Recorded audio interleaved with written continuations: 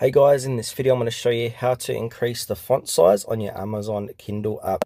If you find this video helpful, please drop a like and subscribe to my channel. In saying that, let's just jump straight into the video. Okay, so I'm going to click into my Amazon Kindle app here. And as you can see, my font size is currently set to this. So in order to make it larger and a bit easier to read, what we need to do is head back and click into our settings app on our mobile device. Now from here inside settings, we need to navigate lower and look for display. Tap into display. Once you're in display, again, navigate lower and look for font size and style. Tap into that. And inside font size and style, you're going to see a slider. And you can move this slider left to right. So if you move it to the right, it's going to make the text larger. If you move it to the left, likewise, it's going to make it smaller.